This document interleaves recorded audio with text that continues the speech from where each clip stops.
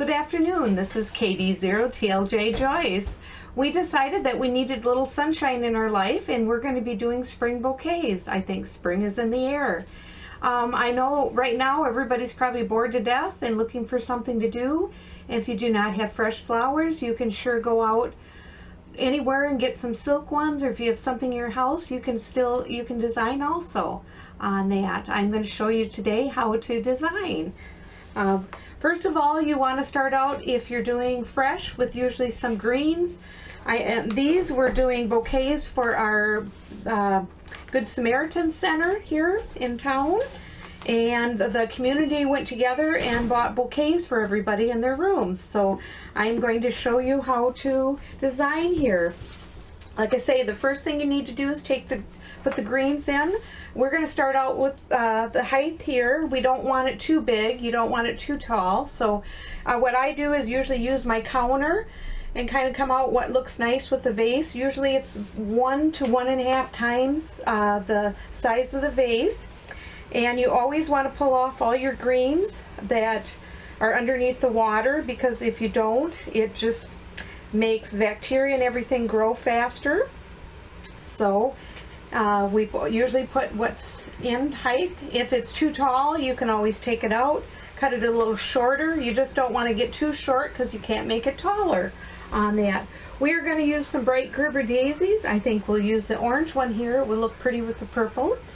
And like I say, I kind of measure it out to what looks nice with the base.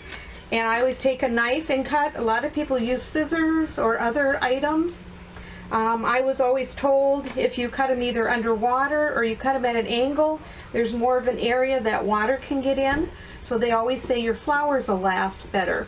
If you use scissors or clippers, a lot of times what you're doing is you're damaging the bottom of the stems. So I'm going to put some carnations in here. I just put a Gerber daisy in. That's quite popular with the younger kids. They love Gerber daisies on that. And I am putting some carnations. This is probably one of the longer lasting flowers around that you have that will work on that. I'm kind of doing it backwards here. Normally I turn it towards me, but you're probably wanting to see me do it, so I'm going to kind of do it what I call backwards here. So you want to put kind of the lower. If you notice, we're kind of stepping it down as we go on that. Next, we're going to put an iris in here and some filler flower. This is an iris. This is usually what you find in the spring.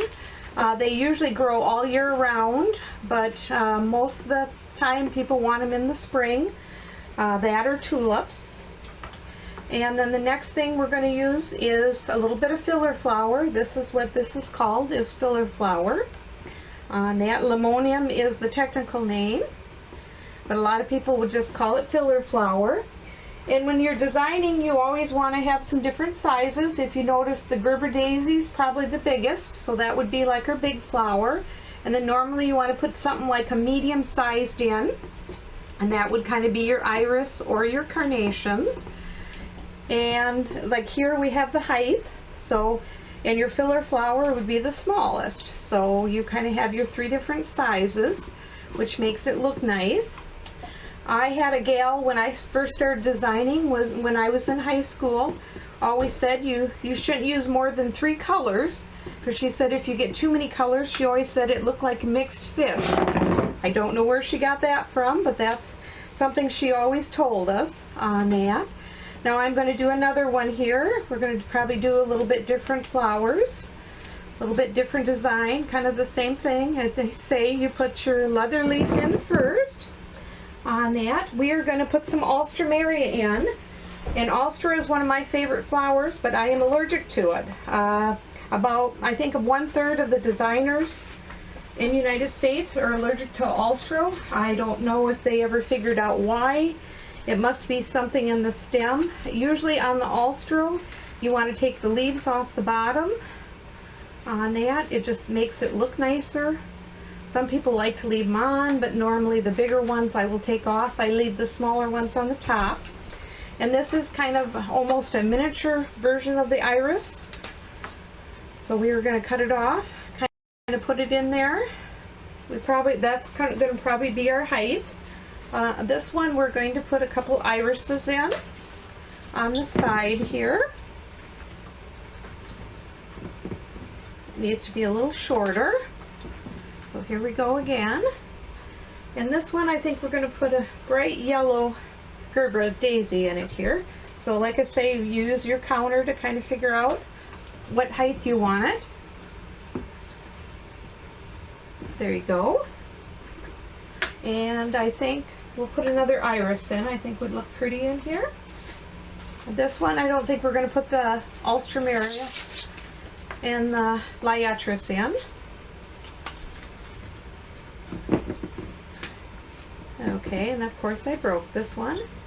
So we'll just take that off and we'll just add another one in there. So if you break something, don't worry about it. Either use it somewhere where there's a shorter area, or you can take it out and use it maybe in a shorter vase on that. So now this one we need a little bit of filler flour. This is another type of filler flour we have. This is what they call wax flour on that. And I'm just going to turn this around real quick here so I can kind of get it in the right place. It kind of looks real waxy. That's kind of where it gets its name. You see it in different colors. It comes in white and purple and all different colors. And like I was saying in the beginning, if you don't have fresh flowers, you can always use what they call silk or artificial on that. And you can probably pick those up at some of your stores, hopefully that are still open on that. Here in Iowa, all our floral shops, we're still able to sell things. We just can't have people come into our shops. So a lot of people will call by phone and we'll get stuff ready.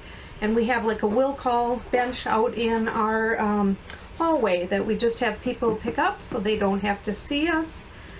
And we do a lot of delivering, and we're kind of doing the same thing.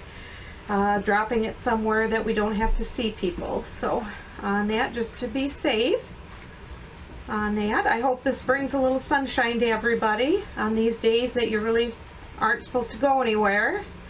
This is just perfect to do.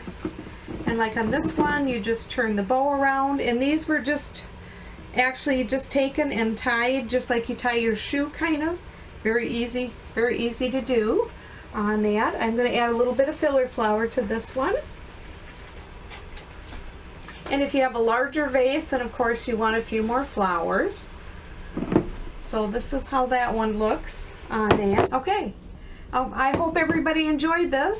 This is our 2 bouquets that we've done.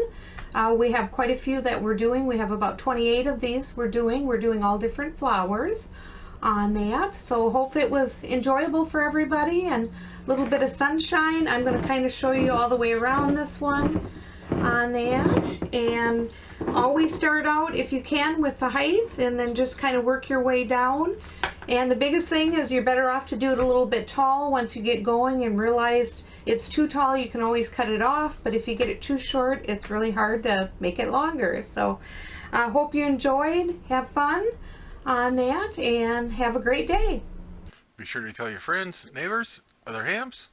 Subscribe, hit that bell to get notification when new videos come out. Add comments below. 7-3 everybody.